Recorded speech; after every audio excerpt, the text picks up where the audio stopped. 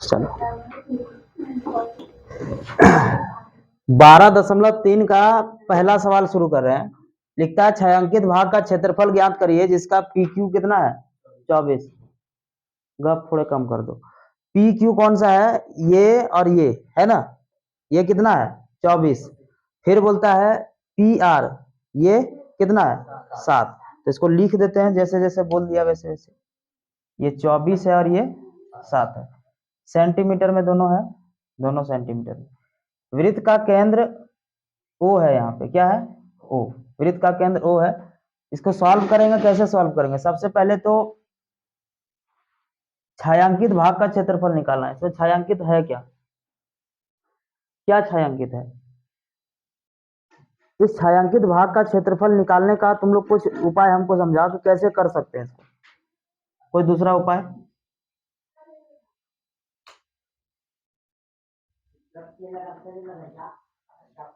नहीं, गप मारना गर्भू कुमार सबसे आगे है। देखिए हम जो कह रहे हैं उस पर थोड़ा सा तवज्जो दीजिएगा, बताइएगा कि सही है या गलत।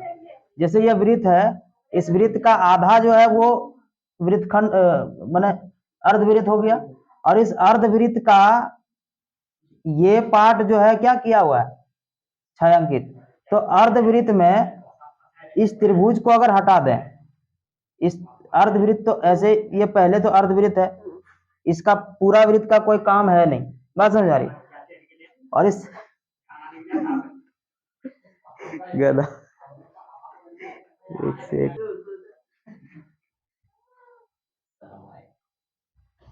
तो इस त्रिभुज को क्या कर देंगे, हटा देंगे। ऐसे समझो अर्धवृत्त में अगर त्रिभुज को हटा देंगे तो यही लाल वाला से बचेगा। अर्धवृत्त, पूरा वृत्त में आधा तो कोई काम का है ही नहीं, बात समझ आ रही? इसी के अंदर वो कलर किया हुआ है। तो इस अर्धवृत्त में भी अगर इस त्रिभुज को हटा दें खाली यही ना बचेगा। तो करना क्या है, अर्धवृत्त में इस त्रिभुज को हटाना है, बस छायांकित भाग का क्षेत्रफल निकल जाएगा। कुछ कुछ लिख लेते हैं बात हम लोग। सबसे पहले तो ये दिया है, इसका ये दे दिया है। और एक चीज और इसमें है कि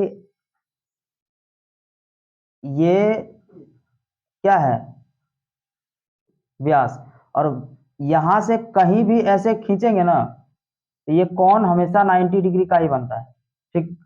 तो जहां भी तुम खींच दो ये क्या बनेगा, कोण हमेशा 90 डिग्री का। इसका मतलब ये है कि ये कोण कितना है 90 डिग्री। अगर ये कोण 90 डिग्री है तो पाइथागोरस प्रमेय लगा करके ये और ये तो दिया है, कर्ण निकाल लेंगे हम लोग, क्योंकि कोण के सामने क्या हो जाएगा, ये सबसे लंबी भुजा हो जाएगी कर्ण, है ना? ये कर्ण हो गया, कर्ण निकाल लो पहले, उसके बाद ही आगे की चर्चा होगी।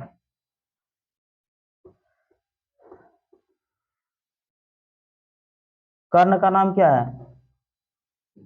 क्यू आर का स्क्वायर बराबर पी क्यू का स्क्वायर प्लस पी आर का स्क्वायर।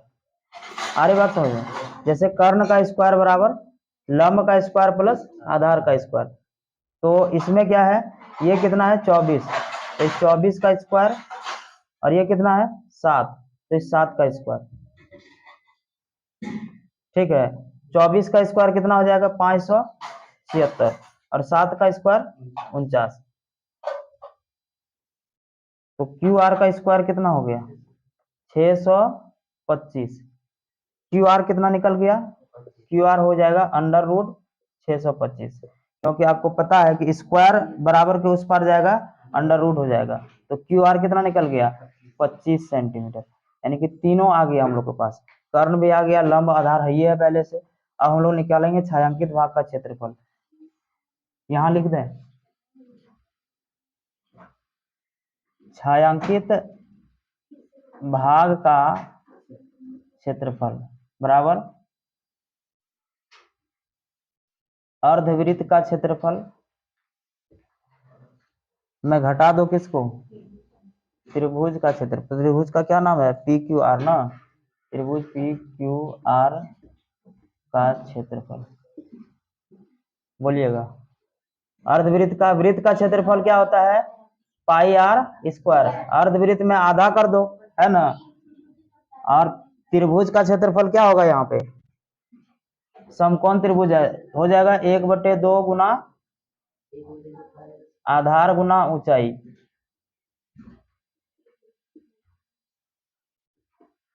पाई का वैल्यू 22/7। आर कितना है, ये व्यास हुआ ना, केंद्र से तो यही जा रहा है, तो व्यास कितना निकला 25। अब 25 का आधा कर्ण का आधा त्रिज्या कहलाएगा, तो आर कितना हो जाएगा 25/2 सेंटीमीटर। तो आर हो गया 25/2 सेंटीमीटर, और फिर हो जाएगा 25/2 सेंटीमीटर, क्योंकि स्क्वायर है। और इस 2 को यहाँ हम ले आए 1/2 ऐसे, ठीक है। घटा 1/2 गुना आधार कितना है इसका 7 और 24, 7 गुना 24, इसको आप काट कूट करो।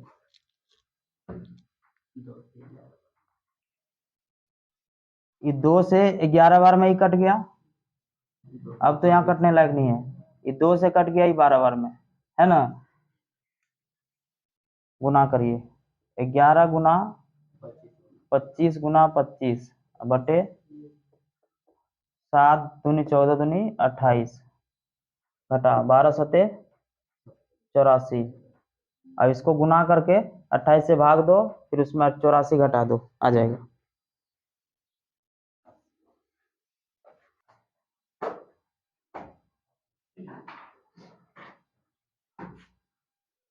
इसके सामने इसके नीचे कुछ नहीं तो 1 लगा दो, और 28 और 1 का एलसीएम क्या हो जाएगा 28। ये हो जाएगा 68 75 घटा इसको 84 को 28 से गुना करो।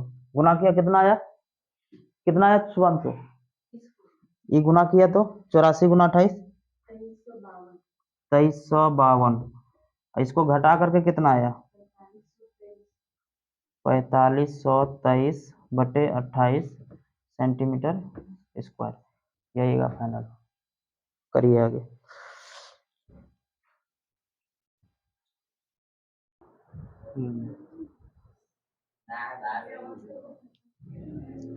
क्वेश्चन नंबर 2 लिखता है छायांकित भाग का क्षेत्रफल निकालिए। छायांकित क्या है, ये भाग छायांकित है।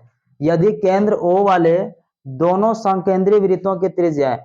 संकेंद्रीय वृत्त का मतलब क्या होता है, जिसका केंद्र एक ही है, एक ही केंद्र का दो वृत्त दिया हुआ है।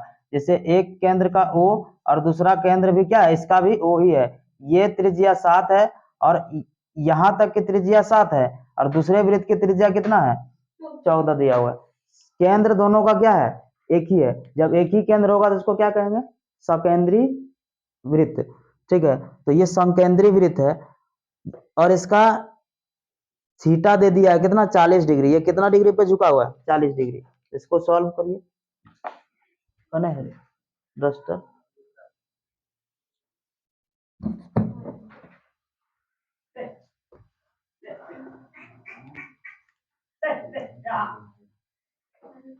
इस छायांकित भाग का निकालेंगे क्षेत्रफल, कैसे निकलेगा रे, छायांकित भाग का क्षेत्रफल कैसे निकलेगा। हमको ये लगता है कि छायांकित भाग का क्षेत्रफल निकालने के लिए ये त्रिज्यखंड है, बड़ा त्रिज्यखंड में अगर छोटा त्रिज्यखंड को हटा दें तो यही सिर्फ बचेगा। बोलो गुरु कुमार, सही बात है। अगर हम बड़े वृत्त का जो त्रिज्यखंड है उसमें अगर छोटे वृत्त का त्रिज्यखंड हटा दें तो बचेगा कौन, यही लाल वाला पार्ट। समझना यहाँ पे देखो, अगर एज्यूम करो, इसको मान के चलो कि ये छोटा वाला और ये बड़ा वाला है, ये कलर किया हुआ है, कलर भी कर देते हैं, समझने में कष्ट नहीं होना चाहिए। ये कलर कर दी, ये मान लो यहाँ से यहाँ तक ये 14 है, ठीक है, और ये यहाँ से यहाँ तक कितना है 7 है। ये बड़ा बड़ा त्रिज्यखंड, जैसे ये तो छोटा हो गया, ये वाला बड़ा हो गया, तो बड़ा वाला में अगर छोटा वाला हटा दें, हम इसको हटा देते हैं, हटा देंगे तो यही ना बचेगा। तो अगर छायांकित भाग का क्षेत्रफल निकालना होगा क्या करेंगे, बड़े त्रिज्यखंड में छोटे त्रिज्यखंड को घटा देंगे। जब घटा देंगे तो ऑटोमेटिक क्या बचेगा, जो कलर किया हुआ जो छायांकित भाग है उसी का। करिए,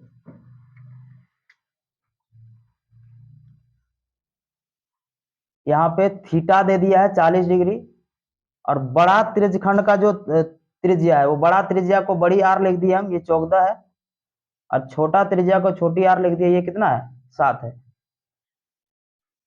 बस त्रिज्यखंड छायांकित भाग का क्षेत्रफल, छायांकित भाग का क्षेत्रफल बराबर क्या हो जाएगा, बड़े त्रिज्यखंड का क्षेत्रफल घटा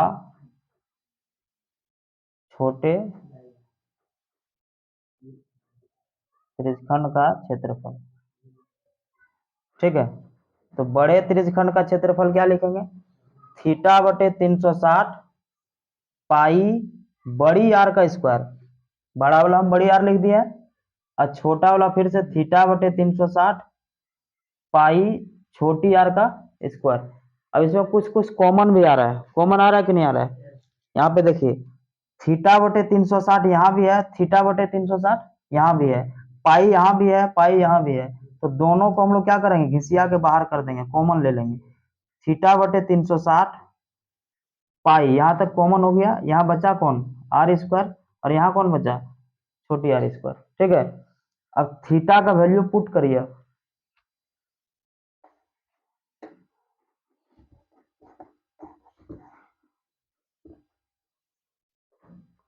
थीटा का वैल्यू कितना है 40, 40 बटे 360 गुना पाई, पाई का वैल्यू बोला है क्या लेने, नहीं बोला है, तो पाई का मान लेंगे 22 बटे 7, आर बड़ी आर कितना दिया है 14, तो 14 का स्क्वायर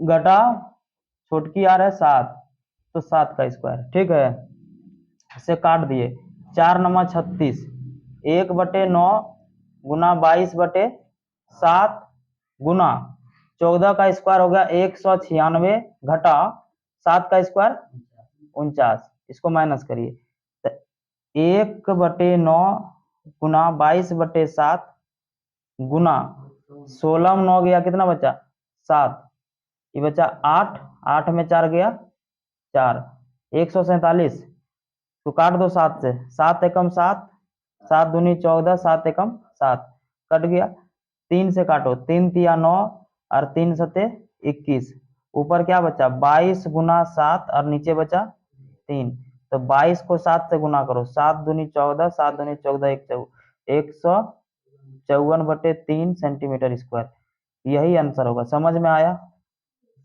फिर से करना रिवीजन। देखिए